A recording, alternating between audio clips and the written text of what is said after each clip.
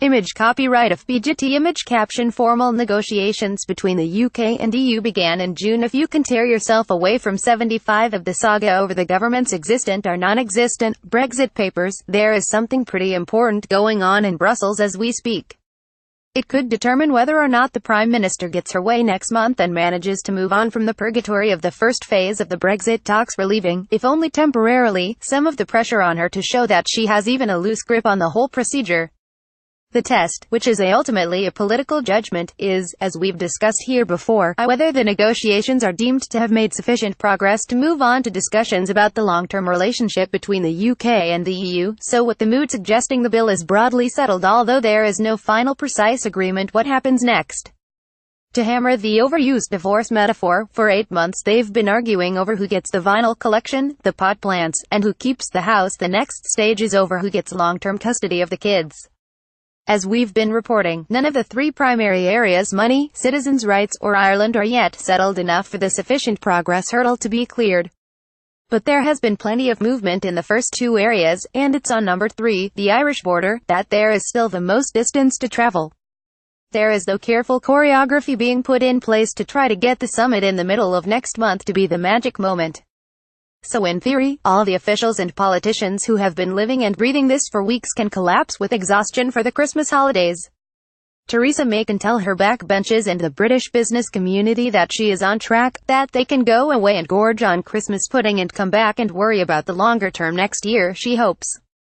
Here is how it might work, if the stars align.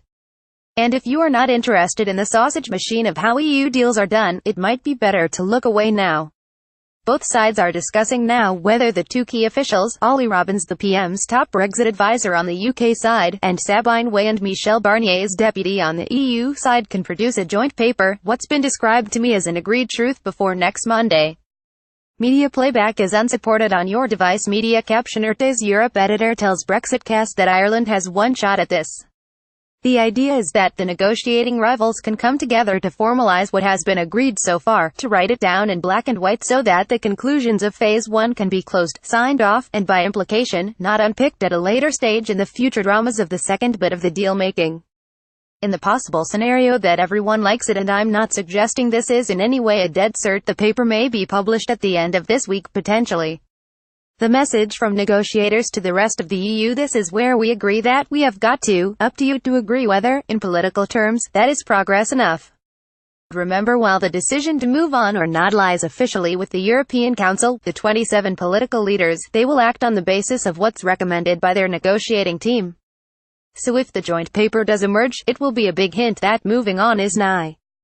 One Brussels source suggests, however, that it is just one of the options and there is a lot of work to do before that document can be agreed, let alone come blinking into the glare of the public domain.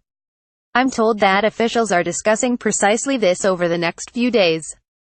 If that happens though, it's possible that the Brexit Secretary David Davis will also make the journey to Brussels next Monday and potentially give a press conference alongside Michel Barnier, declaring the conclusions of both sides at this critical junction, with the Prime Minister expected to follow for lunch or more likely dinner with the President of the Commission, Jean-Claude Juncker, that day too.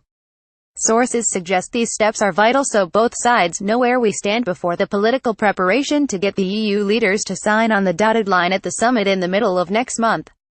Nothing is fixed about these scenarios, but both sides agree that next Monday looks like being a critical day.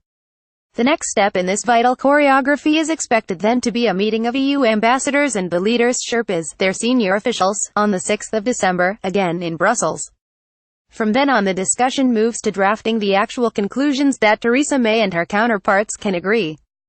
And if that all goes well, the further on in the process, the bigger the if becomes, then the agreement could be ready to go for a relatively smooth discussion when the leaders sit down together on the 14th of December. Maybe. Nothing about this is definite. There are still things to be resolved and pressure particularly on the UK to find a form of words that gives more concrete commitment on its ambitions to keep the Irish border as free as possible. It's not clear this will be enough. Image caption: the Irish border has become a key issue in Brexit negotiations. One source on this side of the channel told me, we can't do more than be as reassuring as we can. But in Brussels the whole situation is still described as very difficult, saying it's not just about a few cameras in a few trees, it's a much more serious political issue than that. But what the UK hopes for is enough progress in the next vital few days to get a straightforward green light to move on to the next phase. If not, there is, it's suggested in London, a middle ground where progress on citizens' rights and the money are agreed, with Ireland to be settled at a later date, although a bucket of freezing water was thrown over that by others in the EU, where I'm told there has been no real discussion of such a halfway marker. Or, it's still possible that there is an almighty bust-up.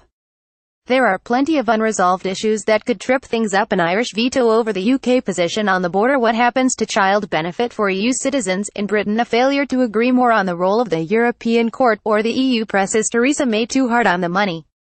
There could yet be a falling out over her desire to make the financial settlement conditional on trade and transition, what could be yet, in the words of an EU source, a deal-breaker for the 27.